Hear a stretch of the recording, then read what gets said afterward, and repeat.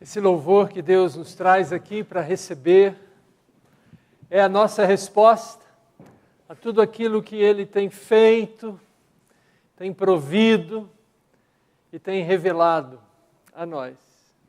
E nós estamos aqui num ato de gratidão sincera, louvor verdadeiro, porque temos compreendido quem Deus é. E isso só é possível porque Deus está conosco. Porque o Espírito de Deus habita em nós. Por isso estamos aqui. E nesse dia especial, quando no calendário lembramos dessa presença poderosa, dinâmica, nós nos reunimos para adorar ao Senhor e ouvi-lo. E para isso abrimos juntos as nossas Bíblias, aqui no livro de Atos dos Apóstolos, no capítulo 2. E aproveitamos esse instante também para saudar a você, que também participa conosco aí onde você está, através do canal na internet. Que Deus seja com você nesse instante também. Atos capítulo 2, nós inicialmente vamos ler os primeiros 13 versículos. Eu vou convidar a igreja a se colocar em pé e vamos fazer uma leitura alternada. Atos 2, de 1 a 13. Ao cumprir-se o dia de Pentecostes, estavam todos reunidos no mesmo lugar.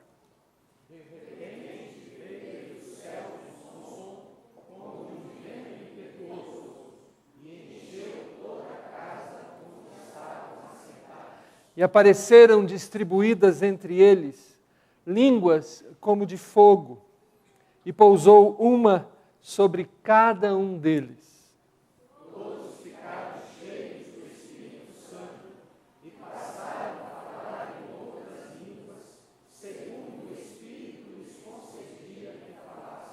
Ora, estavam habitando em Jerusalém judeus, homens piedosos, vindos de todas as nações debaixo do céu.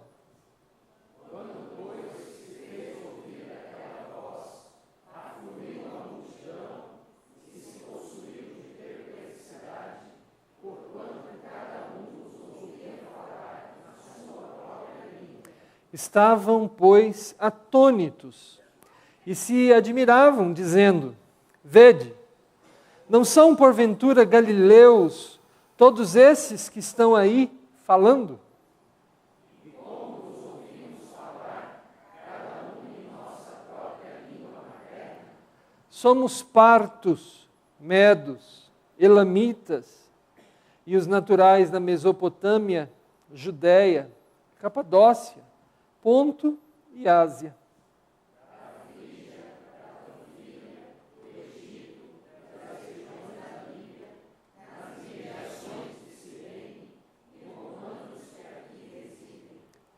Tanto judeus como prosélitos, cretenses e arábios. Como os ouvimos falar em nossas próprias línguas as grandezas de Deus? Todos atônitos e perplexos, interpelavam uns aos outros. O que quer isso dizer? Outros, porém, zombando, diziam: estão embriagados. Mas continuamos agora a partir do versículo 42 ao 47, nesse mesmo capítulo, e novamente, alternadamente. E perseveravam na doutrina dos apóstolos e na comunhão, no partir do pão e nas orações. Em cada alma havia temor, e muitos prodígios e sinais eram feitos por intermédio dos apóstolos. Todos os que creram estavam juntos e tinham tudo em comum.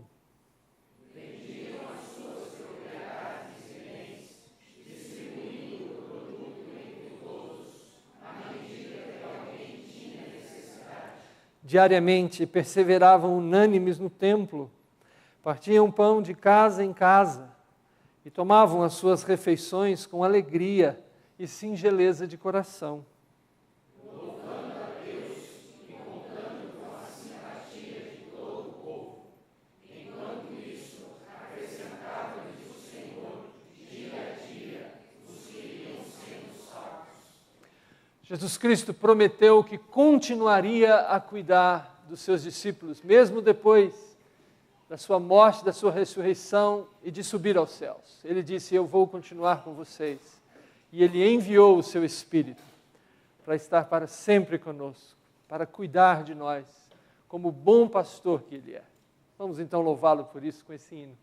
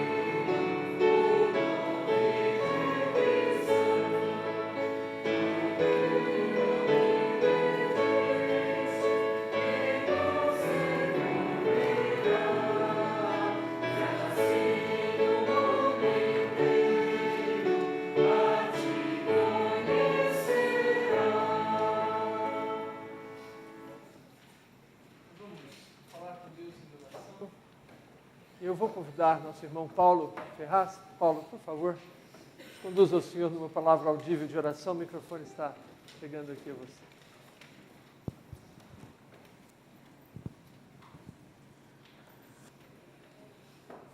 Nosso bondoso Deus, nosso Pai, neste dia alegre da história cristã, onde celebramos o Pentecoste cristão. Nós louvamos, nós bendizemos o Teu nome. Primeiro, pela promessa cumprida do Teu Filho, que ao subir aos céus, nos prometeu que enviaria o Consolador. E esse Consolador veio, e o povo reunido, recebendo o Espírito Santo, louvou o teu nome, e neste momento nós, da mesma maneira, bendizemos a ti pela presença conosco e em cada um de nós do teu Santo Espírito. Amém. É o Deus conosco. E pedimos, ó Pai, que esta unção possa, de maneira clara, estar fazendo com que nós hajamos como templos do Espírito Santo, moradia do Espírito Santo, e que outras pessoas possam, vendo isso, também se conscientizar da necessidade da aceitação da Tua Palavra. Amém. E pedimos, ó Pai, forças para isso, forças que vêm do Teu Espírito, Amém. porque reconhecemos a nossa fragilidade, a nossa incompetência, mas com o Senhor, com o Teu Espírito, somos mais do que vencedores, somos capazes de assim agir, de assim viver. E é isso que nós suplicamos. E bendizemos o Teu santo nome. Receba, Senhor, a nossa adoração, porque fazemos em nome de Jesus Cristo. Amém. Amém. Por favor, se assente.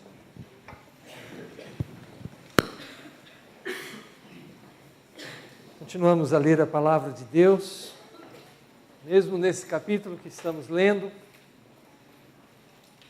Atos 2, e agora lemos a partir do 14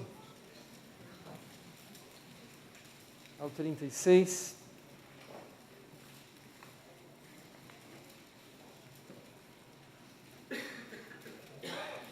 Então se levantou Pedro com os 11, e erguendo a voz, advertiu-os nesses termos: varões judeus e todos os habitantes de Jerusalém, tomai conhecimento disto e atentai nas minhas palavras. Estes homens não estão embriagados, como vindes pensando, sendo esta a 3ª hora do dia. Mas o que ocorre é o que foi dito por intermédio do profeta Joel. E acontecerá que nos últimos dias, diz o Senhor, que derramarei do meu Espírito sobre toda a carne. Vossos filhos e vossas filhas profetizarão, vossos jovens terão visões, e sonharão vossos velhos. Até sobre os meus servos e sobre as minhas servas derramarei do meu Espírito naqueles dias, e profetizarão. Mostrarei prodígios em cima no céu e sinais embaixo na terra: sangue, fogo e vapor de fumaça. O sol se converterá em trevas e a lua em sangue, antes que venha o grande e glorioso dia do Senhor. E acontecerá que todo aquele que invocar o nome do Senhor será salvo. Varões israelitas, atendei a estas palavras. Jesus, o Nazareno, o varão aprovado por Deus diante de vós, com milagres, prodígios e sinais, os quais o próprio Deus realizou por intermédio dele entre vós, como vós mesmos sabeis. Sendo este entregue pelo determinado desígnio e presciência de Deus, vós o matastes, crucificando-o por mão de iníquos, ao qual, porém, Deus ressuscitou, rompendo os grilhões da morte, porquanto não era possível fosse ele retido por ela. Porque a respeito dele, diz Davi: diante de mim via sempre o Senhor, porque está à minha direita, para que eu não seja abalado. Por isso se alegrou o meu coração e a minha língua exultou, Além disso, também a minha própria carne repousará em esperança, porque não deixarás a minha alma na morte, nem permitirás que o teu santo veja corrupção. Fizeste-me conhecer os caminhos da vida, encher-me-ás de alegria na tua presença. Irmãos, seja-me permitido dizer-vos claramente a respeito do patriarca Davi, que ele morreu e foi sepultado, e o seu túmulo permanece entre nós até hoje. Sendo, pois, profeta, e sabendo que Deus lhe havia jurado que um de seus descendentes se assentaria no seu trono, prevendo isto, referiu-se à ressurreição de Cristo, que nem foi deixado na morte, nem o seu corpo experimentou corrupção. A este Jesus, Deus ressuscitou, do que todos nós somos testemunhas. Exaltado, pois, à destra de Deus, tendo recebido do Pai a promessa do Espírito Santo, derramou isto que vedes e ouvis. Porque Davi não subiu aos céus, mas ele mesmo declara: disse o Senhor a meu Senhor, assenta-te à minha direita, até que eu ponha os teus inimigos por estrado dos teus pés. Esteja absolutamente certa, pois, toda a casa de Israel, de que a este Jesus que vós crucificastes, Deus o fez Senhor e Cristo. Bendita é a palavra de Deus, e o privilégio que temos de conhecê-la e lê-la juntos. Vamos louvar a esse Deus que aqui nos traz, esse Deus que tudo faz segundo o governo da sua vontade. Convidamos os irmãos do conjunto a vir aqui à frente para nos ajudar nesse momento de adoração com cânticos. Vamos sentar aí.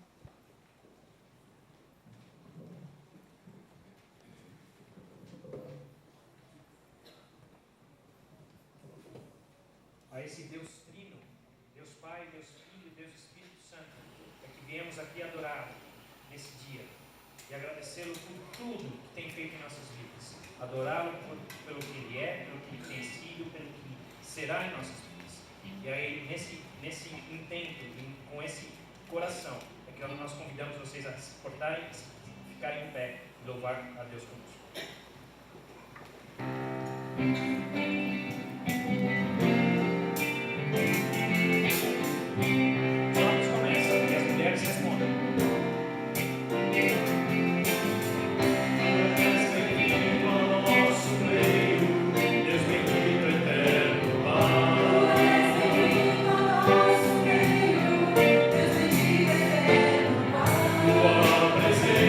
Nos alegra, tua bondade nos agrada.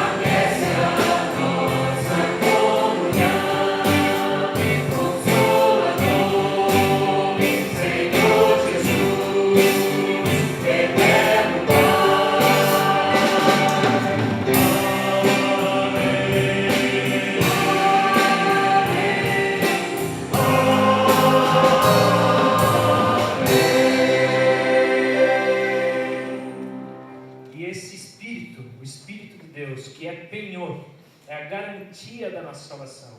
É Ele que se move conosco, seu povo, o povo de Deus, o povo escolhido. Ele é o que nos coloca no coração a vontade de adorar a Deus, a vontade de proclamar e falar que Cristo é Filho.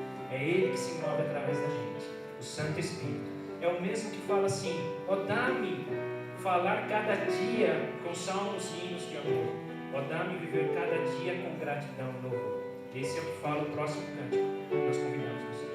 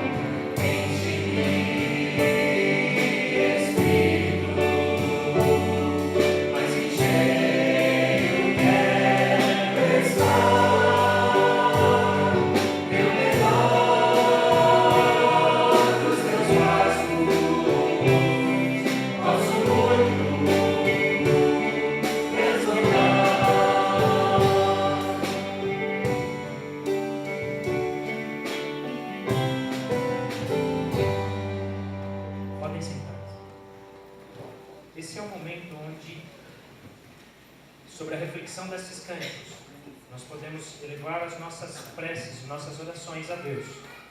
Pedir para que Ele possa, Ele mesmo, nos abençoar. E nós, de outro lado, arrependermos de todas as coisas que nós fazemos para desagradar o nosso Santo Espírito. Os nossos pecados, as nossas desobediências. Então, entregue agora, em alguns momentos de oração. Faça a sua reflexão. Faça o seu diagnóstico. E peça perdão a Deus.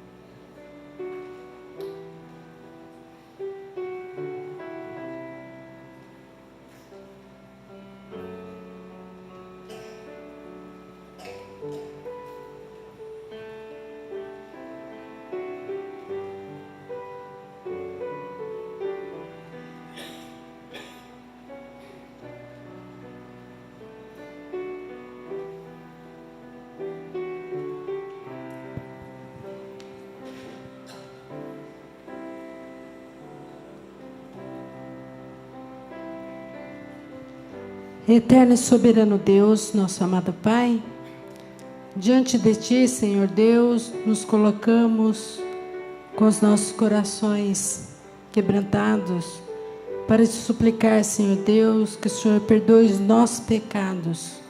Perdoe, Senhor Deus, as nossas faltas e tudo aquilo que deixamos de fazer segundo a tua vontade, ó Pai. Tem misericórdia de nós, ó Pai querido, e aceita o nosso louvor, a nossa adoração.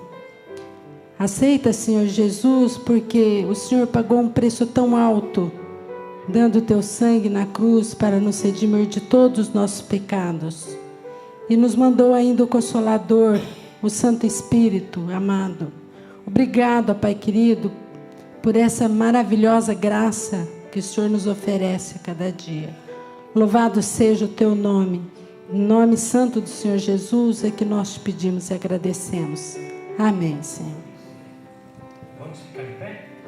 Agradecer a Deus mais um pouco. Aqueles que vieram preparar as suas ofertas e dízimos, podem fazer nesse momento.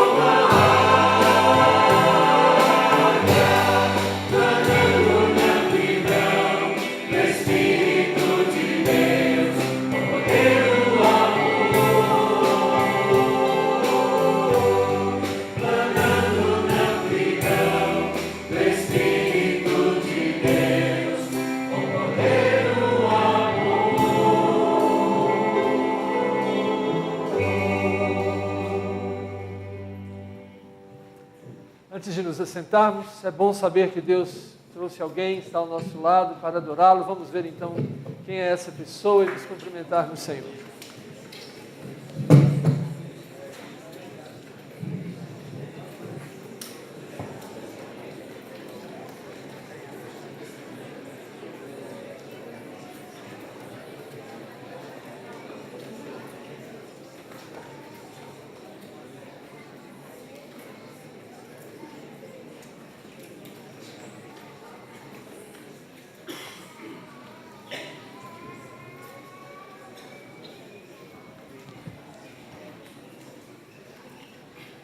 Nós convidamos a nossa irmã Jaqueline a vir aqui à frente e junto com você, Jaqueline, tem mais alguém que vai ajudar? O Duval, o pastor Duval.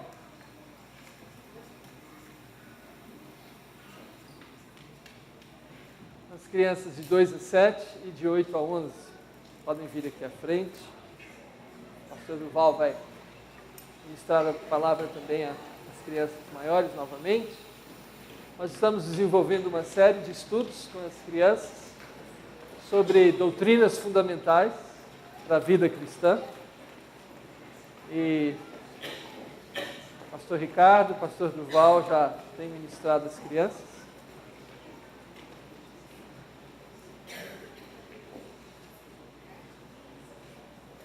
Nós vamos orar. Marcelo, por favor. O pastor Ricardo, ele está se recuperando de uma pneumonia, mas como o pastor é pastor, a gente tem alguns hábitos que a gente dificilmente larga.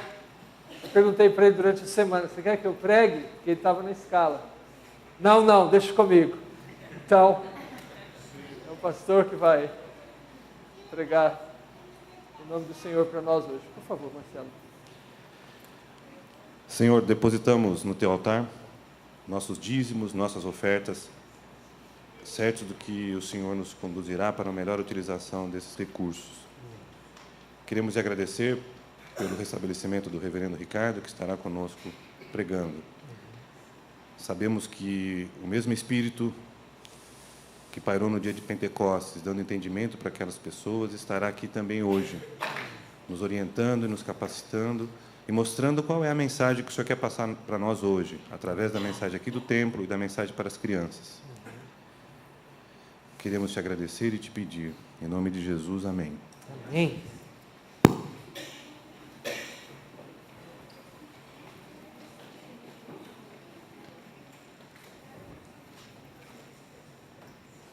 Pastor Duval está levando a sério aquele mandamento: quem não se tornar como criança não pode ver o reino de Deus. Na verdade, ele está sendo mais corajoso para falar por um tema tão difícil para as crianças. Eu acho que ele é a pessoa certa para isso. Quero agradecer, irmãos, as orações, o carinho dos irmãos que nos escreveram, nos ligaram, falando que estavam orando por nós. Obrigado pelas orações. Obrigado ao doutor Celso, que nessas 2 semanas tem me acompanhado aí com medicamentos e com o dom que Deus lhe deu. E obrigado, pastor Fernando, por não me tirar essa oportunidade. Realmente, 2 semanas de molho, a gente fica inquieto, né? Deixamos o LinkedIn Jesus e já estamos com saudade dos irmãos que semanalmente temos nos encontrado para compartilhar a palavra de Deus. Queridos irmãos, hoje é uma data muito especial. É uma data que faz a nós presbiterianos dizer: eu também sou pentecostal. E você pode falar isso com a boca bem cheia: eu também sou pentecostal.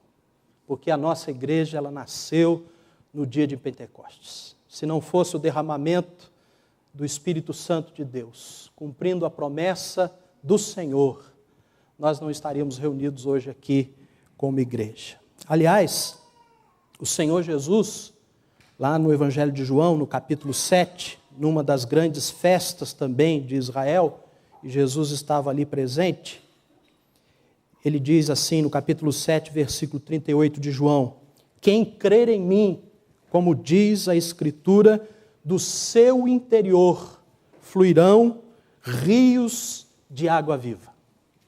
E isso só foi possível pelo que ele vai dizer, ou que João vai relatar logo a seguir. Isto ele disse com respeito ao Espírito que haviam de receber os que nele crescem, pois o Espírito até aquele momento não fora dado, porque Jesus não havia sido ainda glorificado. João, é claro, já passando por aqueles eventos especiais, e inclusive do dia de Pentecostes, ele pôde relatar então ali, que o Espírito ainda não havia sido dado, porque Jesus ainda não havia sido assunto aos céus, exaltado à destra de Deus, ocupando um lugar de autoridade e poder para derramar aquilo que a igreja estaria presenciando naquele dia. Nós lemos hoje boa parte do capítulo 2, faltou aí o versículos 37 a 41, que eu leio agora para os irmãos. Ouvindo eles estas coisas, compungiu-se-lhes o coração e perguntaram a Pedro e aos demais apóstolos: que faremos, irmãos? Primeira pergunta foi: o que quer dizer isto? Agora, o que faremos, irmãos? Respondeu-lhes Pedro: arrependei-vos, e cada um de vós seja batizado em nome de Jesus Cristo para a remissão dos vossos pecados, e recebereis o dom do Espírito Santo. Pois para vós outros é a promessa, para vossos filhos e para todos os que ainda estão longe, isto é, para quantos o Senhor nosso Deus chamar, e nós estamos incluídos aí. Com muitas outras palavras, deu testemunho e exortava-os dizendo: salvai-vos desta geração perversa. Então, os que lhe aceitaram a palavra foram batizados, havendo um acréscimo naquele dia de quase 3.000 pessoas. Mas eu gostaria que vocês lessem comigo também um versículo muito importante no capítulo 1, que é a comissão, a grande comissão do Senhor Jesus Cristo, aqui no início do livro de Atos. Os evangelhos, os 4 evangelhos, inclusive o de Lucas, termina com a grande comissão do Senhor Jesus Cristo aos seus discípulos, e Lucas aqui dando continuidade a isso, fala que Jesus, ressurreto, também comissiona os seus discípulos neste versículo, que é o versículo-chave, é o esboço do livro de Atos dos Apóstolos. Versículo 8 do capítulo 1. Vamos ler juntos? Mas recebereis poder ao descer sobre vós o Espírito Santo, e sereis minhas testemunhas, tanto em Jerusalém, como em toda a Judéia e Samaria, e até aos confins da terra. Amém. Que Deus abençoe a sua bendita palavra para a nossa edificação nesta noite. Queridos irmãos, a vinda do Espírito Santo encerra a série de acontecimentos que juntos constituem a intervenção de Deus na história humana. E este dia, este evento de Pentecostes não pode ser separado da encarnação do Verbo divino. Não pode ser separado do ministério terreno do Senhor Jesus Cristo. Não pode ser separado da sua morte expiatória, nem da sua ressurreição triunfante, e muito menos da sua exaltação, da sua ascensão, que possibilitou então o derramamento do Espírito Santo naquele dia, conforme nós lemos em João 7:39. O dia de Pentecostes também não podia ser um dia melhor para que esse acontecimento se desse. Era o 50º dia após o sábado da semana da Páscoa. Portanto, o primeiro dia da semana, também chamado de Festa das Semanas ou Festa das Colheitas, das Primícias. Não podia ser escolhido um dia melhor, mais oportuno para que o Espírito Santo fosse derramado, porque era uma festa popular. Jerusalém estava cheia, abarrotada de peregrinos procedentes de várias nações, que já tivemos oportunidade de ler. Provinda de 15 nações pelo menos. Quando você abre um mapa daqueles dias e vê essas nações esparramadas, você vê que afluiu para Jerusalém naquele dia pessoas de várias nações da terra. Isso é significativo para este evento. E não podia haver tempo mais apropriado para a primeira grande colheita de convertidos, aproximadamente 3.000 convertidos. De modo, queridos irmãos, figurado, esse dia nunca passou, porque pelo mesmo poder e pela mesma pregação, da mesma mensagem pregada naquele dia, vidas ainda estão sendo recolhidas ao grande celeiro do nosso Deus. E é justamente esse o tom que eu gostaria de dar a esta mensagem, começada pelo pastor Fernando na sua pastoral deste boletim, na sua mensagem de hoje pela manhã. O Espírito de Cristo é o Espírito de missões. O Espírito de Cristo é um Espírito missional. E quanto mais nós nos aproximamos dele, mais intensamente missionários nós devemos nos tornar. Quanto mais nós nos enchemos do Espírito Santo de Deus, mais o nosso coração, mais a nossa mente, mais a nossa boca deve encher-se desta mensagem que alcança os perdidos de diversas partes. Eu gostaria de ver com os irmãos alguns efeitos, então, do Pentecoste, a partir desses 2 capítulos que tivemos oportunidade de hoje ler. O Pentecostes, em Atos 2, foi possivelmente a experiência mais fascinante e transformadora depois ou após a ressurreição de Cristo Jesus.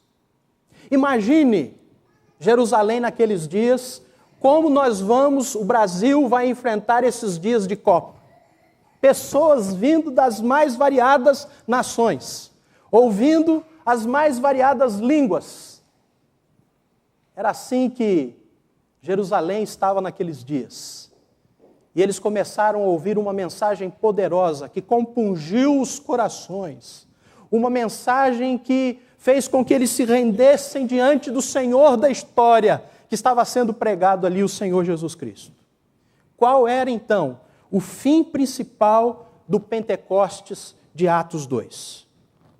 O fim principal foi demonstrar que a natureza e o propósito de Deus para a sua igreja são eminentemente missionários.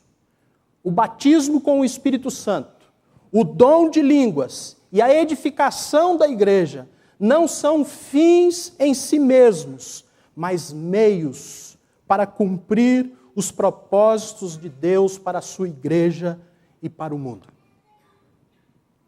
O Espírito foi enviado para capacitar a igreja para o testemunho. Eles haviam recebido uma ordem do Senhor Jesus Cristo: permanecei neste lugar, até que do alto sejais revestidos de poder. E quando isto acontecer, vocês testemunharão a todas as nações da terra. Os 2 primeiros capítulos de Atos giram em torno, então, deste milagre de Pentecostes. Jesus, ressuscitado, instrui os seus discípulos a esperar em Jerusalém a vinda do Espírito. Imediatamente antes da ascensão, ele os comissiona para uma missão em todo o mundo e prometeu que eles seriam capacitados para isso com o poder do Espírito Santo. E vejam lá: sereis minhas testemunhas em Jerusalém, missões urbanas, em Samaria, missões nacionais e até os confins da terra, missões transculturais. E ele disse que seria tanto como na cidade, no país e a todas as nações. Uma igreja missionária, ela tem o seu olhar voltado para a rua onde está, mas tem os seus olhos voltados também para os grandes desafios dos rincões do nosso país, dos locais ainda onde o evangelho não foi pregado. E tem os seus olhos voltados para o grande mapa que Deus descortinou diante de nós no dia de Pentecostes, para sermos suas testemunhas até os confins da terra. E, eventualmente, alguns serão chamados para as missões urbanas, para missões nacionais e para missões transculturais. E a Igreja Unida estará sempre olhando para essas dimensões. Após a ascensão, os apóstolos voltam para Jerusalém e, em fervorosa oração, esperam o cumprimento da promessa do Espírito. Mas era necessário que o círculo apostólico de testemunhas se completasse para que todos pudessem experimentar o dom do Espírito. Esse número 12, ele é bem simbólico e significativo aí nesta passagem, do judaísmo para o cristianismo, e Matias foi escolhido para substituir Judas. Então o Espírito veio com grande poder. E os apóstolos, cheios do Espírito Santo, começam a testemunhar a uma grande multidão que representava todas as nações debaixo do céu e que ouviram em suas próprias línguas maternas a mensagem a respeito das grandezas de Deus. O sobrenatural, o milagre estava naqueles que estavam reunidos naquele lugar, esperando o cumprimento da promessa, falarem das grandezas de Deus em línguas que eles não conheciam, mas que aqueles que ouviriam nas ruas sabiam que se tratava das suas línguas maternas e viram o grande poder de Deus ali demonstrado para falar das grandezas do Senhor. E como porta-voz dos apóstolos, Pedro aproveitou a oportunidade para pregar o seu primeiro sermão em Atos. E 3.000 aceitaram a palavra e foram batizados naquele dia. E a igreja recém-nascida consolidou-se e perseverava no ensino, na adoração, na comunhão. E enquanto isso, o Espírito Santo do Senhor continuava a abençoar o testemunho através da adição dos que iam sendo salvos. Toda a narrativa de Atos que se segue a partir do capítulo 3, mostra esse crescente alcance do seu testemunho, do testemunho daquela igreja, e de como eles foram dirigidos, de como eles foram capacitados pelo Espírito Santo para alcançar os confins da terra. Era o Espírito Santo mostrando na sua chegada a que veio, conduzir a igreja a fazer Cristo conhecido na terra. E num só momento, Deus fez cumprir não apenas o recebereis poder, mas também sereis minhas testemunhas até os confins da terra. A igreja revestida do poder de Deus nasceu com uma missão: testemunhar de Jesus Cristo. Este é o nosso propósito. É por isso que recebemos o poder do alto. Testemunhar de Jesus Cristo. O Espírito Santo foi dado para exaltar a Cristo, para falar da sua morte, da sua ressurreição, do seu poder transformador. E a igreja é capacitada por esse Espírito para falar das maravilhas de Jesus Cristo. Que pena, queridos irmãos, que no meio evangélico esse assunto tem dividido tantas igrejas. Quando o ensino da palavra é tão claro, esse poder foi dado não para que a igreja fosse exaltada, não para que um pregador poderoso fosse exaltado, mas para que Cristo seja exaltado por meio da igreja. J.I. Park, o grande teólogo, dizia que o Espírito Santo é o holofote de Cristo Jesus. Ele usa uma figura, uma ilustração, dizendo que um grande prédio estava sendo inaugurado. E seria uma noite brilhante. E todos os holofotes seriam acesos para mostrar a grandeza daquele prédio. E com essa ilustração, J.I. Parker disse: foi para isso que o Espírito foi dado. Para lançar todas as suas luzes, para exaltar a Cristo, o Senhor, assentado na sua glória e derramando, como prometeu, o seu Espírito para capacitar a igreja para ir até os confins da terra e pregar este Evangelho. Nós podemos extrair então daqui algumas conclusões bem claras, se nós queremos ser uma igreja realmente capacitada para isso, para testemunhar de Cristo Jesus. Uma delas é que a presença do Espírito Santo leva a mensagem para as ruas, para fora do salão, e alcança aqueles pelos quais o sangue de Cristo foi derramado. Você pode perceber isso claramente, ainda que não seja dito que aqueles que estavam naquele salão saíram para as ruas e começaram a pregar as grandezas de Deus, a louvar a Deus e falar das grandezas de Deus. Mas você pode deduzir isso, que aquela multidão que houve não caberia naquele salão, não caberia naquela sala onde eles estavam reunidos, fervorosos, esperando o cumprimento. O Espírito Santo veio e encheu aquela sala e os compeliu para as ruas. E lá nas ruas, cada um falando a língua materna de um daqueles que estavam ali, vindo das suas regiões. E hoje, nós podemos, pela mensagem do pastor Fernando, saber que eles pouco falavam o hebraico, mas estavam ali, mas ouviram, claro, nítido, em bom som, que Jesus Cristo era o Senhor, que Ele havia morrido, ressuscitado e estava à destra de Deus. Desta forma, então, queridos irmãos, é questionável a maturidade espiritual de qualquer comunidade cristã que se contente tão somente em contemplar a presença do Senhor.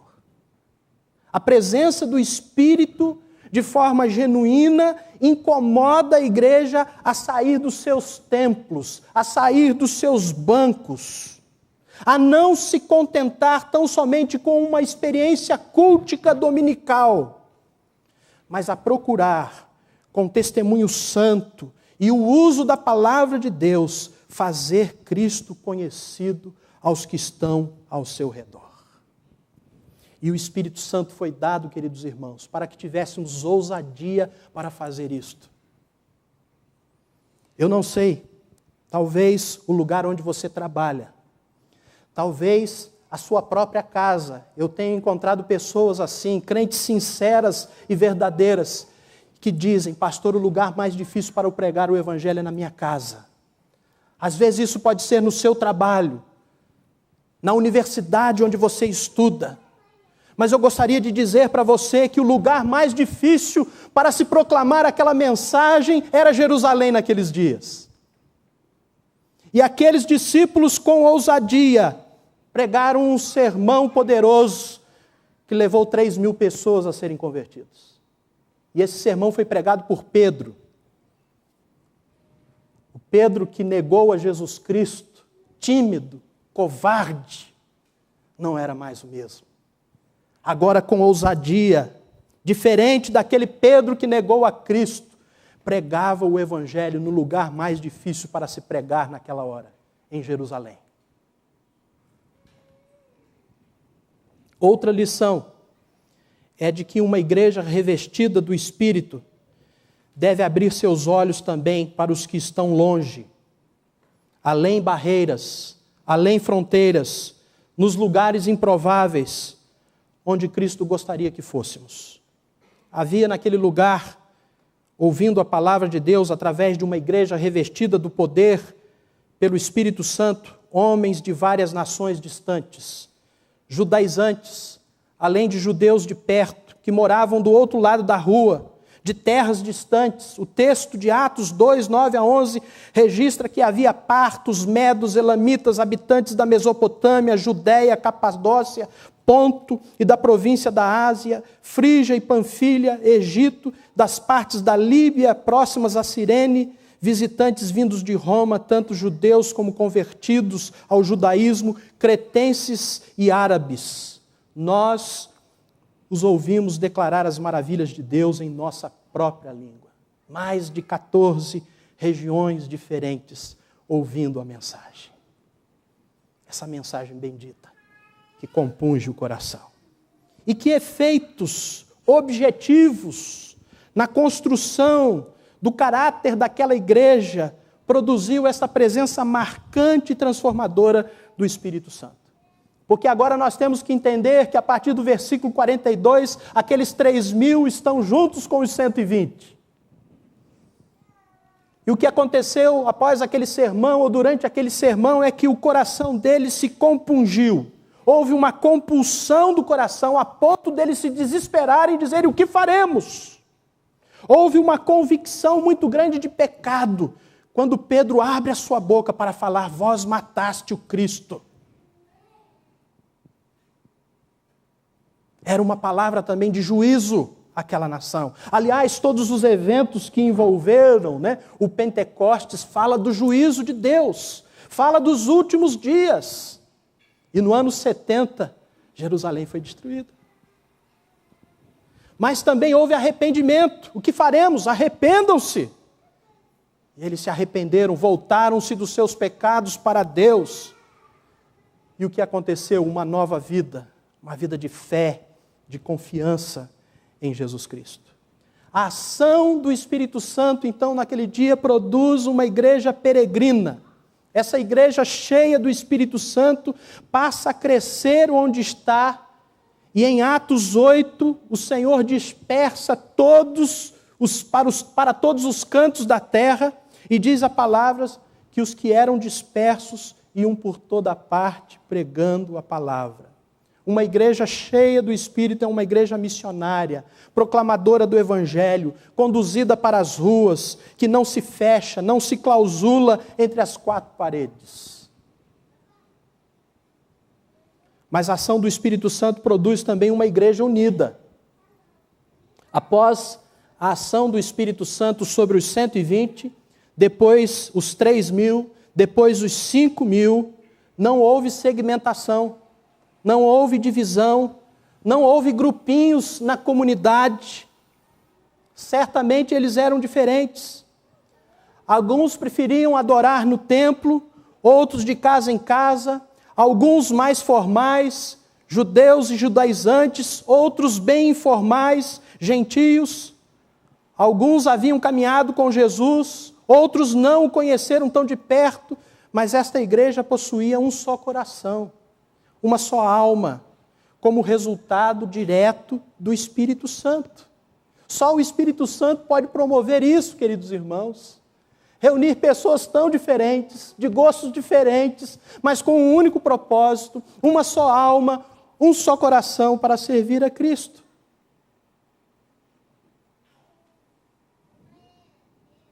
Competições, segmentações, grupinhos, portanto, são uma clara demonstração de carnalidade e necessita de busca de quebrantamento e entrega a ação do Espírito para a vida desta igreja. Mas a ação do Espírito Santo produz uma igreja, queridos irmãos, e isto é o mais importante, e isto é a razão da unidade daquela igreja, uma igreja cristocêntrica. Certamente aquela igreja havia experimentado o poder de Deus de forma tão próxima e visível que foi impactada pelo sobrenatural. Porém, quando a ação sobrenatural é conduzida pelo Espírito Santo, a única pessoa que se destaca é Jesus. A única pessoa exaltada é Jesus. A única que aparece com louvores é Jesus. Esta igreja que experimentou o Espírito no Pentecostes passa de uma forma paradoxal a falar menos da sua própria experiência e mais da pessoa de Jesus Cristo. Diferente do que nós temos assistido em muitos grupos que se dizem evangélicos hoje, que querem exaltar mais o seu poder, o poder da sua igreja, de na terça-feira fazer isso, o outro de na quarta-feira fazer isso, de ter o pregador ou a mulher que ora e espanta todos os espíritos. Assistimos com vergonha, muitas vezes, programas na televisão que exaltam mais o dono da igreja, o apóstolo da igreja, o bispo da igreja, do que o Senhor Jesus Cristo. Que exalta mais o homem nas suas necessidades do que o poder de Jesus para transformar o miserável pecador em um salvo pela graça de Cristo Jesus. Aquela igreja não se exaltava por ter experimentado aquele grande poder, mas falava menos, cada vez mais de si e mais da pessoa de Cristo. O egocentrismo eclesiástico, então, não é compatível com as marcas do Espírito Santo. Queira Deus nos dar a graça de que a Igreja Presbiteriana do Brasil continue sendo uma igreja firme no seu propósito de servir a Cristo Jesus e de exaltar somente a Cristo Jesus. Deus enviou o seu Espírito para exaltar a Cristo e atestar a sua ressurreição. Todo testemunho agora é voltado para isso, para as provas da ressurreição. Assim como havia sido profetizado, as Escrituras dizem, apontam para isso. Ele cita Davi. O testemunho apostólico, eles dizem, nós fomos testemunhas da ressurreição de Cristo Jesus. E o que vocês estão vendo agora, o derramamento do Espírito Santo, é prova de que Ele está vivo, como Ele prometeu. Eu creio assim, que a nossa herança provinda do Pentecostes precisa nos levar a sermos uma igreja nas ruas, não enclausurada. Uma igreja cristocêntrica, com amor e tolerância entre os irmãos, não segmentada, não partidária. Uma igreja cuja bandeira é Cristo, não ela mesma, não egocêntrica. E por fim, uma igreja proclamadora, que fala de Cristo aos de perto e aos de longe.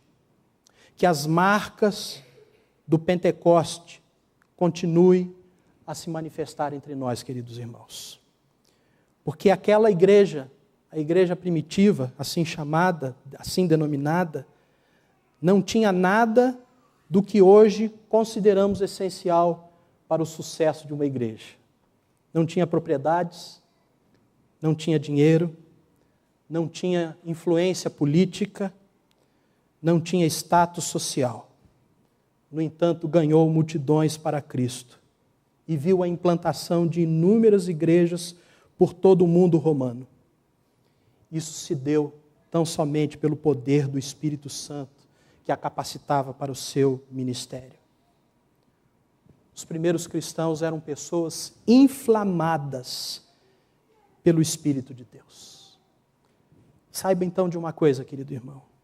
O Espírito Santo já veio, já habita na igreja. Nós não precisamos clamar ao Espírito Santo para que venha novamente. O falar em línguas não será prova disso, como não foi naqueles dias. O Espírito já veio, já habita na igreja. Veio para nos capacitar a pregar o Evangelho, que inclui juízo e salvação. Veio para nos ensinar a viver em comunidade cristã. Nós precisamos de uma coisa, ser cheios do Espírito Santo de Deus. Enchei-vos do Espírito Santo de Deus, ou deixai-vos encher e continuai-vos a encher do Espírito Santo de Deus. O que nós precisamos clamar ao Senhor não é para que Ele envie o seu Espírito Santo, mas para que, como naquele dia de Pentecostes, Ele nos encha de novo. Porque muitas vezes nós estamos entristecendo o Espírito Santo de Deus com a vida que estamos levando. Estamos vazios dele e precisamos ser cheios dele para proclamar com autoridade e com o poder que vem do Santo Espírito de Deus as maravilhas e as grandezas de Deus. Que Ele nos abençoe e que o nosso coração nesta noite, nesta semana em que celebramos o Pentecostes, possa se compungir também, possa se quebrantar também, nos levando a abandonarmos os nossos pecados, a vivermos uma vida mais santa diante do Senhor Jesus Cristo e a dependermos mais, cada dia mais, do Espírito Santo de Deus, para sermos esses missionários, esses comissionados que o Senhor Jesus quer para levar a sua mensagem até os confins da terra, a começar na sua casa, a começar na sua rua, a começar no seu trabalho, a começar na sua escola. Que Deus assim nos abençoe. Amém.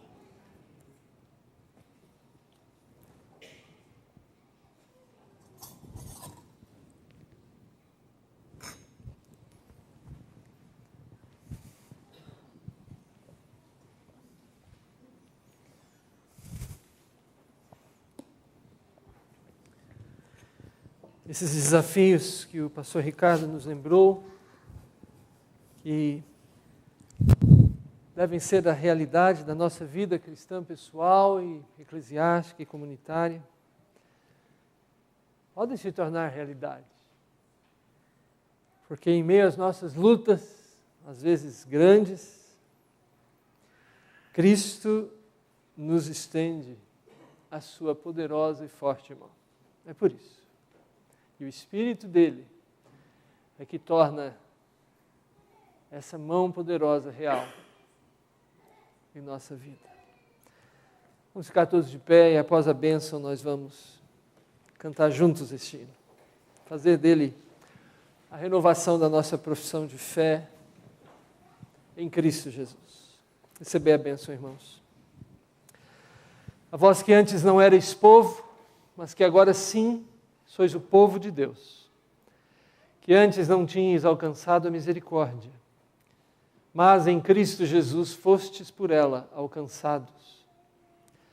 Vós que sois a nação santa, o povo que é a propriedade exclusiva do Deus Todo-Poderoso, o sacerdócio real, que o Senhor mesmo vos abençoe e vos guarde, fazendo resplandecer sobre vós o seu rosto, tendo misericórdia de vós, dirigindo os vossos passos sempre por caminhos de paz, para a glória do Deus Trino e bendito, a fim de proclamardes as virtudes daquele que vos tirou das trevas para a sua maravilhosa luz, agora e para todo sempre. Amém.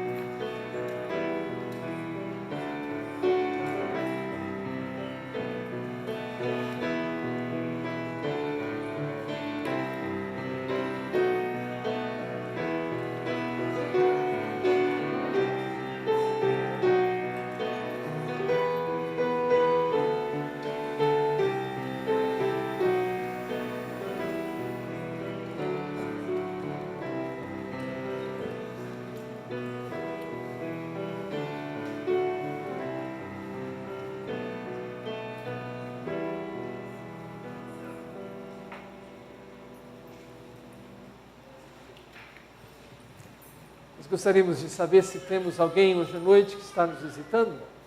E se tivermos, se você pudesse colocar em pé um instante, por favor.